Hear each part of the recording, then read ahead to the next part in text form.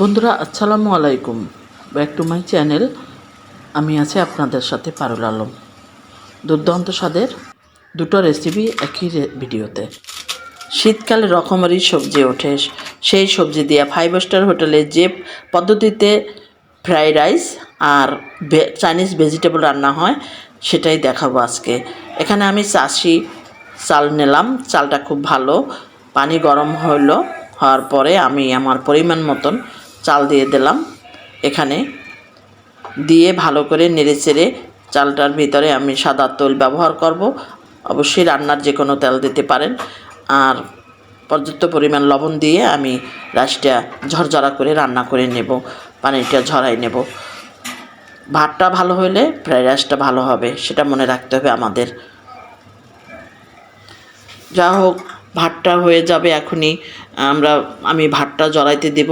আর কম বেশি সবাই খেতে পছন্দ করেন ফ্রাইড রাইস। এখানে বাঁধাকপি, তারপর তেজপাতা আর গাজর সবজি আপনারা আপনাদের পছন্দ মতন নেবেন। 80% সেদ্ধ করবেন রাইসটা। এখন রান্নায় চলে গেলাম, সাদা তেল দিয়ে দিলাম। এখানে চিংড়ি তো অবশ্যই লাগবে, আপনারা চিকেনও ব্যবহার করতে পারেন। আদা বাটা, রসুন বাটা, সয়া সস দিয়ে লবণ দিয়ে মাখাই দিলাম চিংড়িটা। পিস কিউব করে কাটা 1 কাপ দিয়ে ভালো করে ভেজে নিলাম। একই প্যানে কীভাবে রান্না করতে হবে একটু দেখেন, সহজ, একদম সহজ করে দেখাবো। চিংড়িগুলো পেঁয়াজের সাথে ভেজে নেব, একদম সহজ করে আপনারা যেন রান্না করতে পারেন। অনেকেই মনে করেন যে ফ্রাইড রাইস খুব কঠিন। 2টা ডিম ফাটাই নিলাম, সাথে চিংড়িটা হয়ে যাওয়ার পরে কিন্তু আমি ডিমটা একাই করে দিলাম। ফাঁকে ফাঁকে কথাও বলবো আপনাদের সাথে। ডিমটা ঘেটে দেবেন না, একদম আস্তে আস্তে লাড়বেন। আর দেখেন রাইসটা দেখেন, আমি কিন্তু ধুমা উঠতে আছে এরকমের সাথে সাথে করতে পারলে খুব ভালো। রাইসটা ভালো হইলে আপনার ফ্রাইড রাইসটাও ভালো হইবে। এখন গাজর পাতাকপি দিয়ে ভালো করে নেড়ে চেড়ে রান্না করে নিতেছি। এর সাথে চিকেন পাউডারটা দিলাম, আমি চিকেন দিই নাই। তারপরে চিনি দিলাম 1 চামচ, সল্ট দিলাম, এটা আর ফিশ সস, টমেটো, আপনার সয়া সস, একটু বারবিকিউ সস ব্যবহার করব। আর আমার হাতে বানানো চিলি সসটা খুব পছন্দ করি, চিলি সসটা একটু বেশি দিয়ে দিলাম। আর 1 চামচ টমেটো কেচাপ দিয়ে ভালো করে। আর চুলার আঁচটা কিন্তু বন্ধুরা সবসময় জানেন, চাইনিজ রান্না করতে হলে জেনে নেবেন চুলার আঁচটা কিন্তু হাই হিটে থাকতে হবে। গোলমরিচের পাউডার, কাঁচামরিচ দিয়ে দিলাম, দেবেন লাড়া দেবেন যেন নিচে না লাগে যায়। তারপরে তেজপাতা, ধনে পাতা আর বাটার বা ঘি আপনাদের যা থাকে, আমার বাটার দিয়ে রান্না করছি। ধনে পাতা দিলাম, দিয়ে নেড়ে চেড়ে এখন কি দেবো আর বলেন আপনারা। তারপরে রান্না শেষ। এখন আমি লেবুর রস দিয়ে রান্না শেষ হয়ে গেল। আমার কেমন হইলো কমেন্টসে জানাবেন, আমার রাইসটা কেমন হইলো। পরবর্তী রেসিপিতে চলে যাব। চাইনিজ ভেজিটেবল রান্না করব 5 স্টার হোটেলের মতন। এখন শীতের সবজিগুলো আছে, আপনারা আপনাদের পছন্দ মতন সবজি নিতে পারেন। এখানে আমি পেঁপে, গাজর, ফুলকপি, বাঁধাকপি, এই 3-4টা সবজি দিয়েই কিন্তু আমি এই চাইনিজ সবজিটা রান্না করব। এভাবে কেটে নেবেন।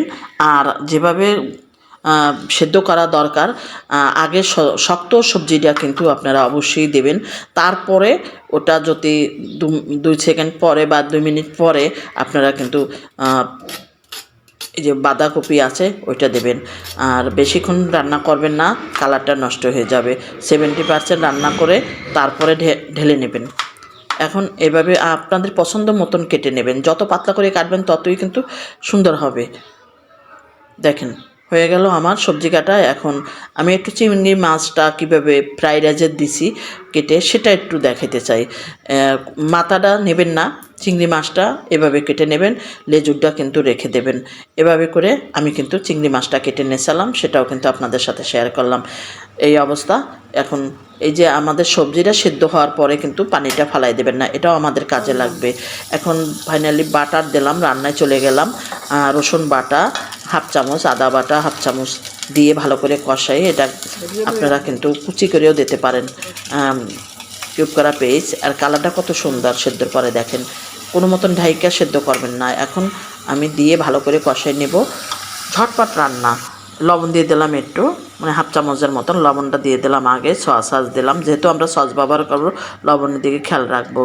এখন আমাদের সবজির যে পানিটা ওটা দিয়ে দিলাম, সাথে গুঁড়া দুধ ব্যবহার করছি আমি, ডানো।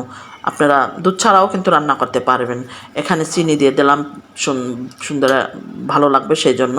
টেস্টিং সল্ট দিয়ে দিলাম 1 চামচ, আরও টেস্টি হবে। মরিচ দিয়ে দিলাম, কাঁচামরিচ কয়েক ফালি।